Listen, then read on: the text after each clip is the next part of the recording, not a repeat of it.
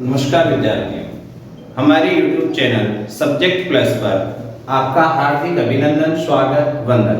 आज हम स्टार्ट करने जा रहे हैं कोशिका विभाजन, सेल डिवीजन। देखिए, कोशिका है ये अपने जीव विज्ञान का एक अति महत्वपूर्ण टॉपिक है, जहां पर से हर एग्जाम में, हर कंपटीशन एग्जाम में क्वेश्चन पड़ता है। कोशिका विभाजन, कोशिका के दो मेन कैरेक्टर होते हैं, एक होता है डिवीजन और दूसरा होता है ग्रोथ। डिवीजन यानी विभाजन करना और दूसरा होता है ग्रोथ यानी वृद्धि करना। विभाजन और वृद्धि ये दो महत्वपूर्ण गुण हैं कोशिका के। प्रत्येक कोशिका जब अस्तित्व में आती है तो वो विभाजन करके दो नई कोशिकाओं का निर्माण करती है, जिसको अपन सामान्य रूप से कोशिका विभाजन मानते हैं। साधारण शब्दों में अगर हम बात करें तो कोशिका विभाजन है किसी कोशिका का डिवाइड होकर नई कोशिका बना लेना ही कोशिका विभाजन के अंतर्गत आता है।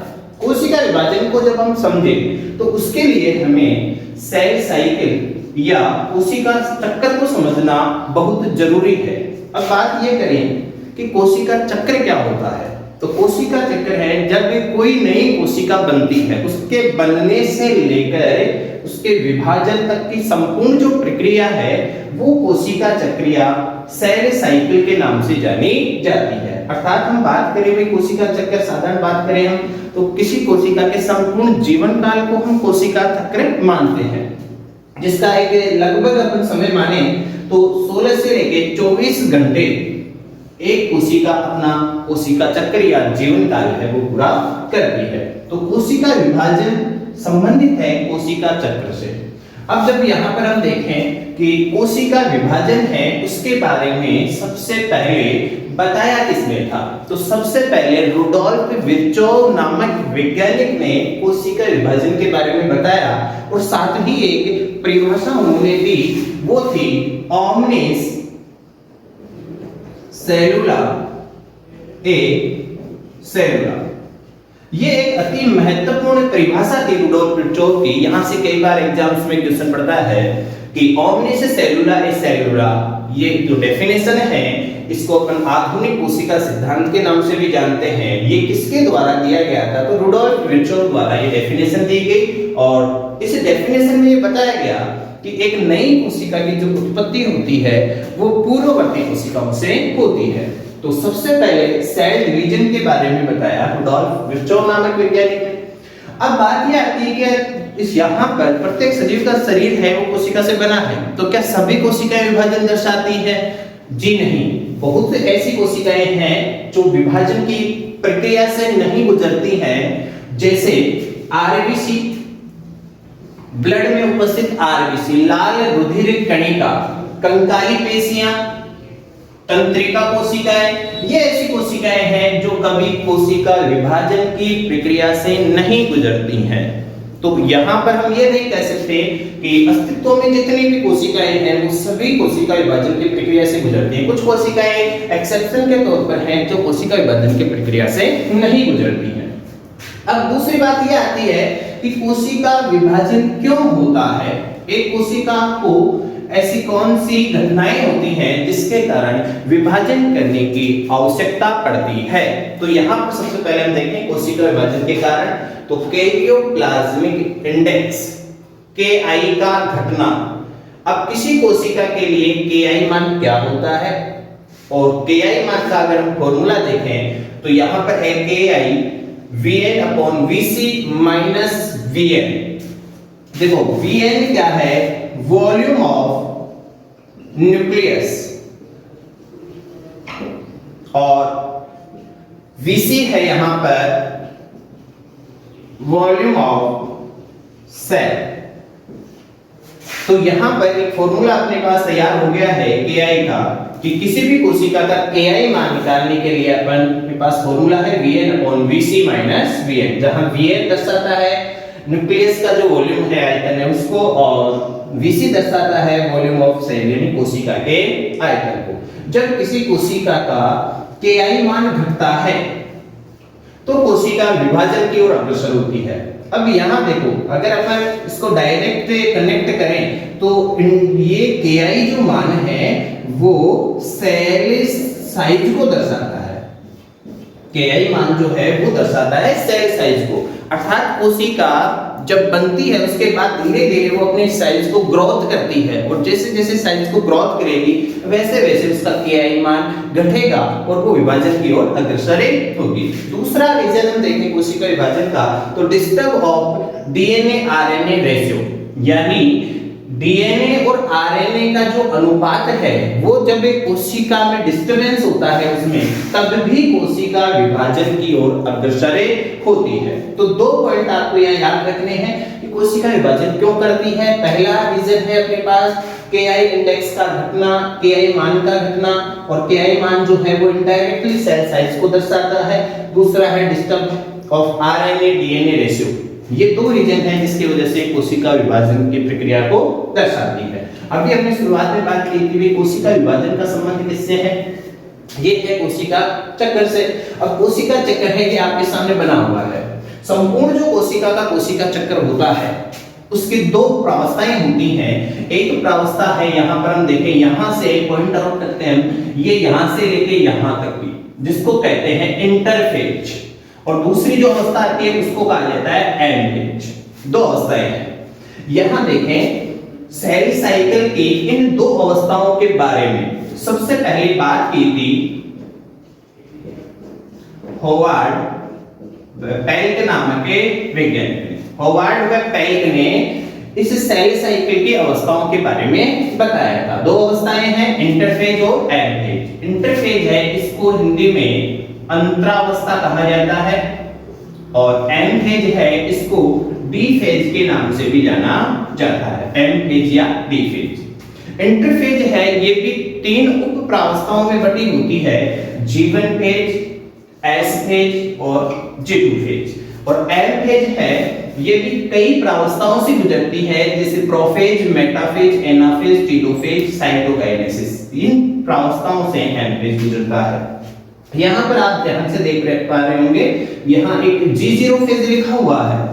G0 फेज जो है ये कोशिका की वो अवस्था है जब कोशिका विभाजन की प्रक्रिया नहीं करना चाहती है, या विभाजन की प्रक्रिया से जब हट जाती है और अब उसका कार्य रह जाता है केवल वृद्धि और विभेदन करना। तो G0, अगर कोई कोशिका माने कि G0 अवस्था में है, इसका मतलब वो कोशिका चक्र या सेल साइकिल की प्रक्रिया से हट चुकी है। यहाँ पर कई बार क्वेश्चन बन के आ सकता है कि निम्न में से कौन सी अवस्थाएं कोशिका चक्र में सम्मिलित नहीं है, तो आपको अच्छे से याद रखना है G0 फेज। अगर कोई कोशिका इस अवस्था में है, इसका मतलब वो कोशिका चक्र का हिस्सा नहीं है। अब देखो कोशिका के अगर हम अंतरावस्था में देखें, सबसे पहली अवस्था आती है G1 phase, first growth phase. नाम से पता लग रहा है यहां पर प्रथम वृद्धि प्रावस्था। जब कोशिका बनती है तो सबसे पहले वो अपने आकार में, साइज में ग्रोथ करती है। उसके अंदर जितना भी साइटोप्लाज्म है, न्यूक्लियस का साइज है, उसके अंदर जो भी कोशिकाएं हैं, उन सब की संख्या में, आकार में, आयतन में, मात्रात्मक, गुणात्मक सभी प्रकार की वृद्धि इस अवस्था में होती है। और इसी अवस्था में देखो यहाँ पर इसी अवस्था में कि कोई कोशिका विभाजन की प्रक्रिया में प्रवेश करेगी या फिर नहीं करेगी, इसका निर्धारण भी G1 फेज में होता है। और ये आपको अच्छे से याद रखना है कि कोशिका विभाजन का होना या ना होना ये निर्धारित होता है G1 फेज में। G1 फेज में ही ये निर्धारित होता है कि कोशिका चक्र में रहेगी या फिर वो कोशिका चक्र की प्रक्रिया से हट जाएगी। उसके बाद हम बात करते हैं कि जब G1 फेज है, इसमें उसका साइज, मेनली साइज बढ़ता है, कोशिकाओं की ग्रोथ होती है। इसके अलावा यहाँ इस फेज के अंदर RNA, प्रोटीन संश्लेषण जैसी प्रक्रियाएं भी होती है। G1 फेज के बाद वो जो अगली प्रावस्था है वो है S फेज, और S फेज को अपन लिखते हैं सिंथेसिस फेज। संश्लेषण प्रावस्था, संश्लेषण प्रावस्था S फेज कह सकते हैं। यहां इस प्रावस्था में जो मेन कार्य होता है वो होता है DNA डुप्लीकेशन। डीएनए का द्विगुणन, जितना भी कोशिका में डीएनए होता है वो डुप्लीकेट हो जाता है, उसकी संख्या है वो डबल हो जाती है। और एक दूसरी घटना यहाँ पर आप याद रखेंगे, यहाँ पर जो तारक केंद्र होते हैं, सेंट्रियोल होते हैं, उनका भी रेप्लिकेशन इस प्रावस्था में होता है। दो घटनाएं आपको याद रखनी है, डीएनए डुप्लीकेशन और सेंट्रियोल का जो रेप्लिकेशन है वो यहाँ पर होता है।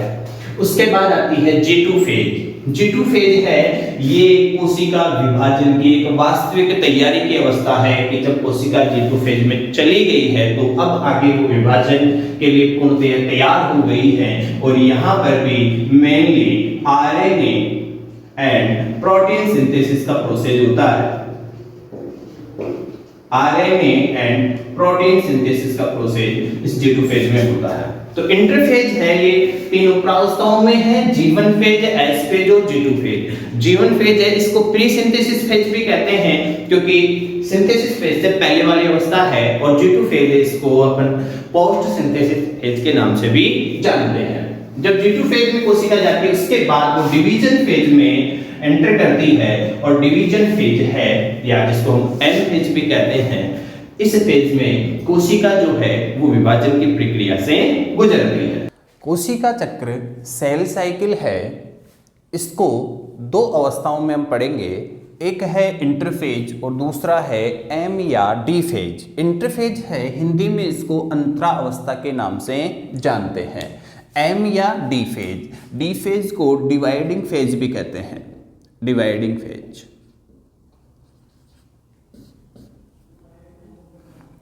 डिवाइडिंग फेज का मतलब है विभाजन प्रावस्था। इंटरफेज अंतरावस्था, डिवाइडिंग फेज विभाजन प्रावस्था, इन दो प्रावस्थाओं में कोशिका चक्र का अध्ययन किया जा रहा है। अब इंटरफेज है, अंतरावस्था को होवार्ड और पेल्क नामक वैज्ञानिक ने 3 उप प्रावस्थाओं में विभाजित किया, G1 फेज, S फेज और G2 फेज। इधर हम देखें एम या डी फेज, इसको भी हम 2 भागों में पढ़ेंगे, कैरियोकाइनेसिस केंद्रक विभाजन और दूसरा है साइटोकाइनेसिस कोशिका द्रव्य विभाजन। कैरियोकाइनेसिस केंद्रक विभाजन वो प्रक्रिया है जिसमें केंद्रक को इन 4 चरणों से गुजरते हुए 2 भागों में डिवाइड किया जाता है।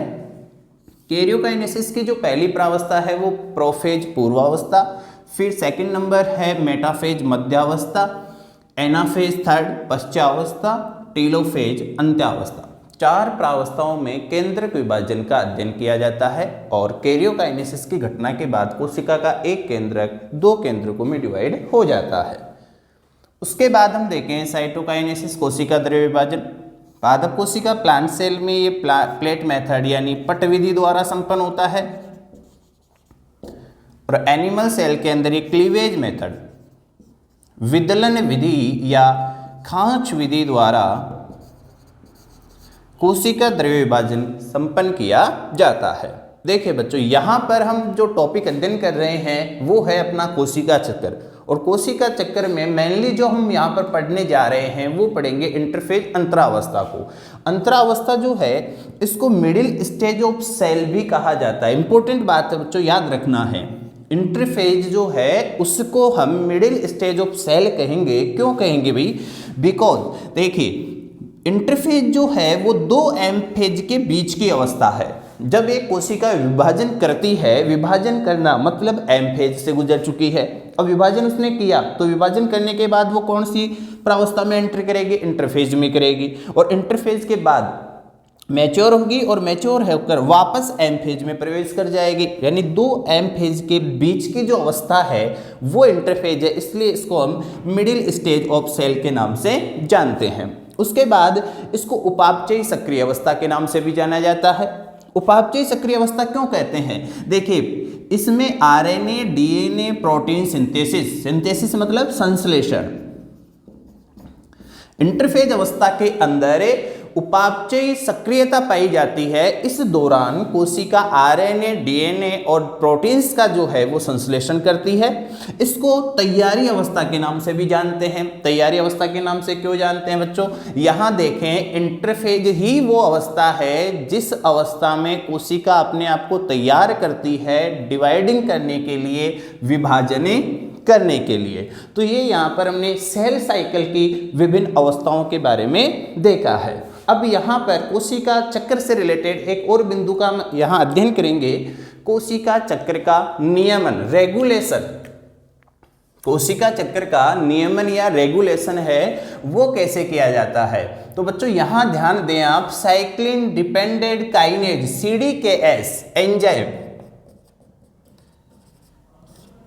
ये जो एंजाइम हैं, इस एंजाइम द्वारा कोशिका चक्र का नियमन या रेगुलेशन किया जाता है। और इसके बारे में सर्वप्रथम बताया हॉटवेल, नर्स और हंट नामक वैज्ञानिकों ने। और इन वैज्ञानिकों ने यीस्ट के अंदर, यीस्ट यानी सैकेरोमाइसीज सेरिवेसी, सैकेरोमाइसीज सेरिवेसी यीस्ट के अंदर कोशिका चक्र के रेगुलेशन के प्रोसेस को इन तीनों वैज्ञानिकों ने सर्वप्रथम देखा था। तो कोशिका चक्र का नियमन CDKS cyclin dependent kinase enzyme द्वारा किया जाएगा। फिर देखिए बच्चों, कोशिका चक्र को नियंत्रित करने वाली जीन कौन सी है? तो ये है CDC जीन। CDC जीन यहाँ पर दो प्रकार की है, एक है CDC28 और एक है CDC2, CDC28। इसको स्टार्ट जीन के नाम से भी जानते हैं। स्टार्ट जीन क्यों कहते हैं? क्योंकि कोशिका चक्र की जो सबसे पहली अवस्था है, जीवन फेज, उस जीवन फेज का रेगुलेशन जो है वो इस जीन द्वारा किया जाएगा। और CDC जीन जो है वो जीवन फेज के बाद वाली जो भी अवस्थाएं हैं, S फेज से लेकर M फेज, इन सभी अवस्थाओं का जो कंट्रोल है, जो रेगुलेशन है, वो किया जाएगा CDC2 जीन द्वारा। और CDC28 जीन, CDC जो 28 जीन है अपना, इसको हम जिसको स्टार्ट जीन कह रहे हैं, वो जीवन फेज का रेगुलेशन करेगा। तो ये बच्चों अपने कोशिका चक्र का जो नियमन है वो हमने देखा है।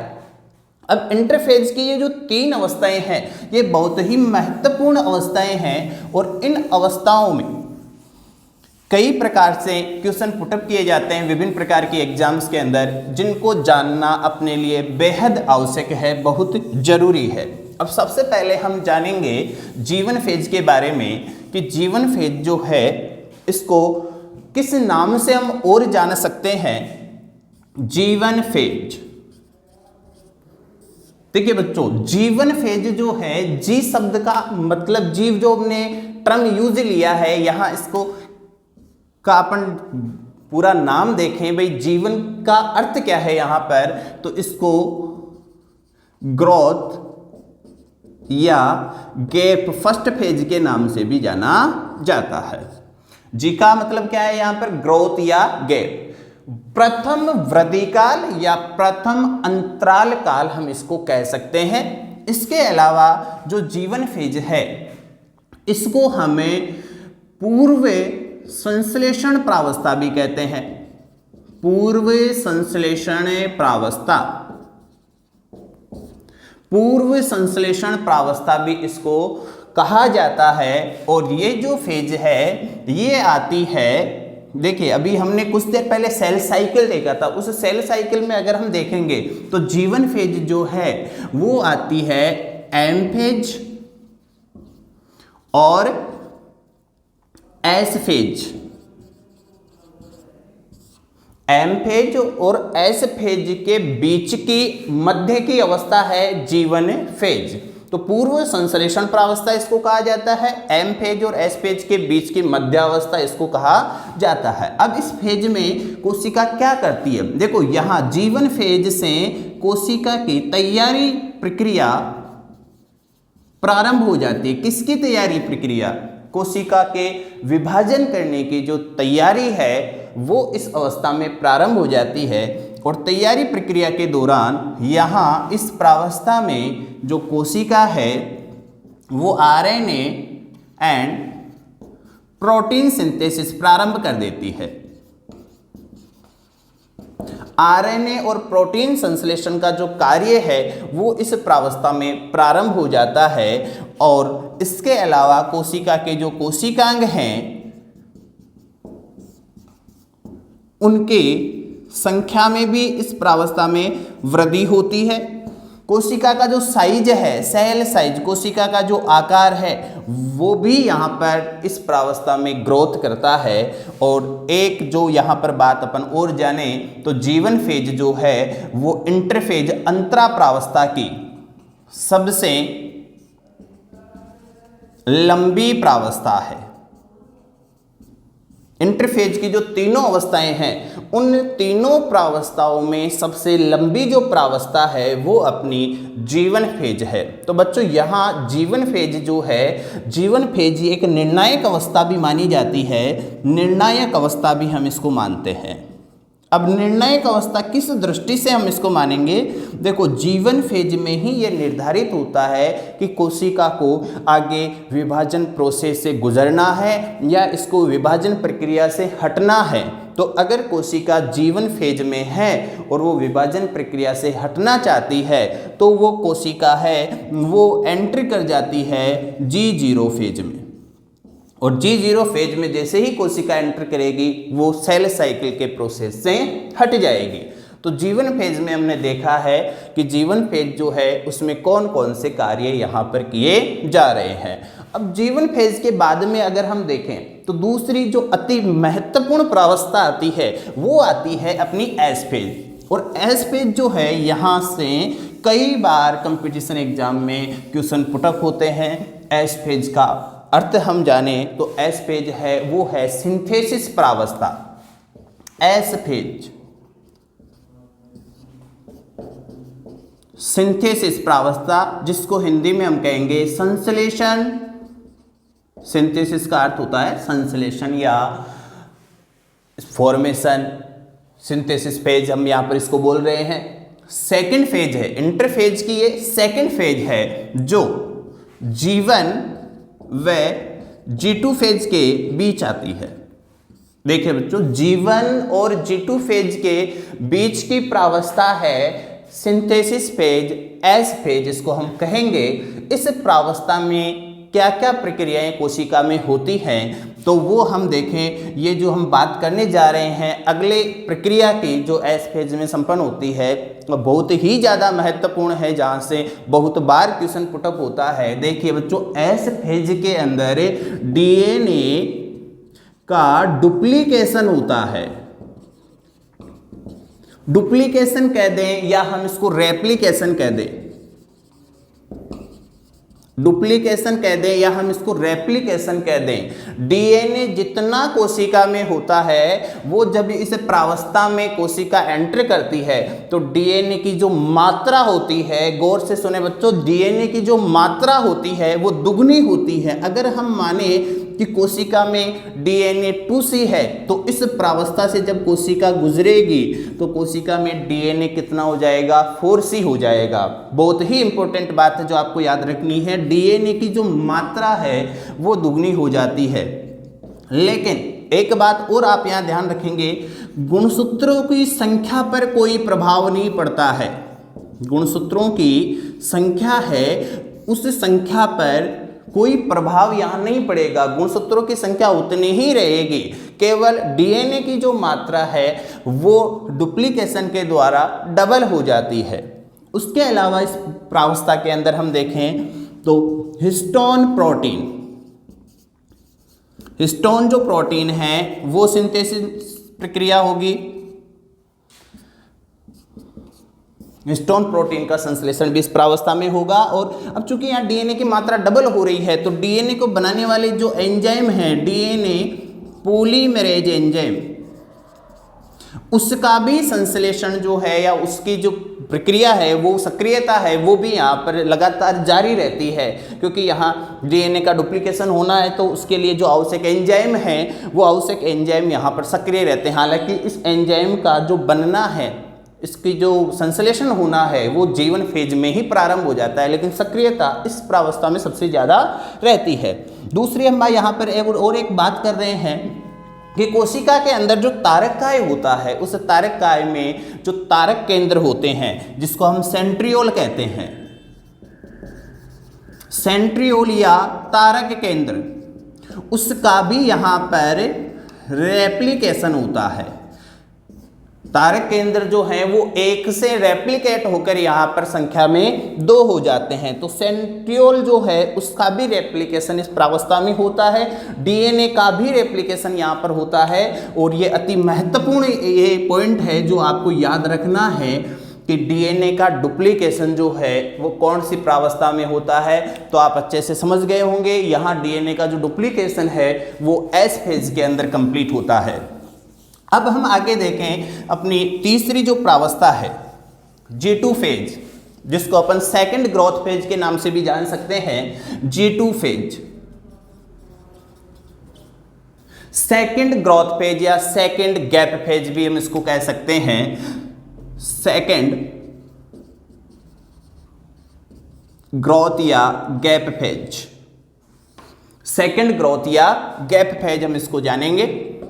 देखो यहां इसको पोस्ट सिंथेसिस फेज भी कहते हैं।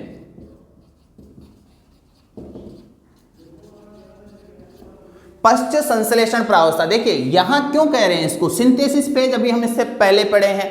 तो G2 फेज जो है वो सिंथेसिस फेज के बाद में आती है, इसलिए हम इसको पोस्ट सिंथेसिस फेज कहेंगे। अब ये जो G2 फेज है किस किस के बीच आती है, तो एस फेज एंड, अब देखिए G2 फेज के बाद में क्या आ रहा है, एम फेज आ रहा है। तो एस फेज और एम फेज के बीच की मध्य की अवस्था है G2 फेज। ये भी हमें याद रखना है। G2 फेज इसको वास्तविक तैयारी की अवस्था कहते हैं, वास्तविक तैयारी अवस्था भी इसको कहा जाता है। और यहां पर कोशिका जो है आवश्यक जितने भी चीजें उसको चाहिए डिवीजन करने के लिए, वो सारा जो तैयारी है वो इसी फेज के अंदर होती है। और उस प्रक्रिया के दौरान इसमें नए आरएनए बनते हैं, कुछ प्रोटीन अणु हैं, आरएनए प्रोटीन, ये जो फॉर्मेशन है वो भी यहाँ पर इस प्रावस्था में संपन्न होता है। और कुछ कोशिकांग हैं जिनका भी यहाँ पर जो रेप्लिकेशन वो होता है, जैसे हम बात करें माइटोकॉन्ड्रिया, क्लोरोप्लास्ट, ये ऐसे कोशिकांग हैं जिनका भी यहाँ पर रेप्लिकेशन इस प्रावस्था के अंदर होता है। तो G2 फेज अपने हमने देखा है, पोस्ट सिंथेसिस फेज कहेंगे इसको, S phase and M phase कहेंगे, के बीच के मध्य की अवस्था कहेंगे, वास्तविक तैयारी अवस्था है ये। आरएनए प्रोटीन फॉर्मेशन हो रहा है, माइटोकॉन्ड्रिया, क्लोरोप्लास्ट जैसे कुछ कोशिकांग हैं वहाँ रेप्लिकेशन हो रहा है। और एक बात आप यहाँ पर ध्यान रखेंगे, एक विशेष प्रोटीन है जिसको हम कह रहे हैं ट्यूबुलिन प्रोटीन। वो ट्यूबुलिन प्रोटीन जो है वो भी यहाँ पर बनता है, क्योंकि आगे इस प्रावस्था के बाद कोशिका डिवीजन फेज के अंदर जा रही है, विभाजन करने जा रही है। और जब कोशिका विभाजन करेगी तो जो तर्कुतंतु बनते हैं, उन तर्कुतंतुओं के निर्माण के लिए इस ट्यूबुलिन प्रोटीन की आवश्यकता होती है। तो ट्यूबुलिन प्रोटीन इसका फॉर्मेशन भी यहाँ पर होता है। देखिए बच्चों, इंटरफेज की तीनों अवस्थाओं को हमने डिटेल से पढ़ा है और महत्वपूर्ण जो बातें हैं इन अवस्थाओं की उनका भी हमने यहाँ पर अध्ययन किया है। तो यहाँ तीनों अवस्थाएं हम देख चुके हैं। सेल साइकिल के इंटरफेज की तीनों अवस्थाओं का अध्ययन हमने किया है। सेल साइकिल की जो दूसरी अवस्था है वो है एम या डी फेज, डिवीजन फेज। उस एम फेज या जो डिवीजन फेज है उसके अंदर हम पढ़ेंगे कि कोशिका जब पूर्णतया तैयारी कर लेती है इंटरफेज के दौरान, उसके बाद एम फेज में कोशिका जब एंटर करेगी तो वो किस प्रकार से अपना डिवीजन कंप्लीट करेगी। और एम फेज जो है उसमें 3 डिवीजन हम पढ़ेंगे, माइटोसिस, मियोसिस और एमाइटोसिस। समसूत्री विभाजन, अर्धसूत्री विभाजन और असूत्री विभाजन, ये 3 प्रकार के जो विभाजन हैं वो हम इसमें आगे पढ़ेंगे। अभी अपना सेल साइकिल है कंप्लीट हो गया है। आगे नेक्स्ट वीडियो में हम अध्ययन करेंगे एम फेज के टाइप्स का, जो 3 टाइप्स हैं, माइटोसिस, मियोसिस और एमाइटोसिस। उम्मीद है सेल साइकिल वाली ये जो प्रक्रियाएं हमने पढ़ी हैं, ये जो टॉपिक हमने अध्ययन किया है, आपको अच्छे से समझ में आया होगा। जय हिंद, जय भारत।